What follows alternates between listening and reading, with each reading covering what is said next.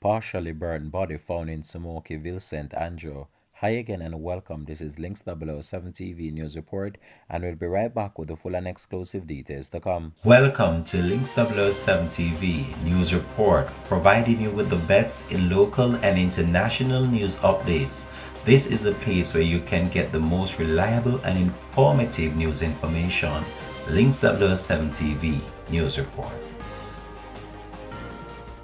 Welcome back and thanks for joining us. This is Links 007 TV News Report. The body of a man was found in Smokey Vale, St. Andrew on Sunday morning.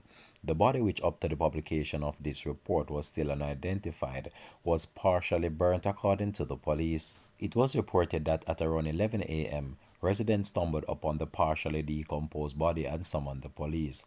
On arrival, the body was seen lying face down along a dirt track. The body was observed to be partially burned. The scene was processed and the body removed to the morgue pending postmortem examination. The police has since commenced an investigation.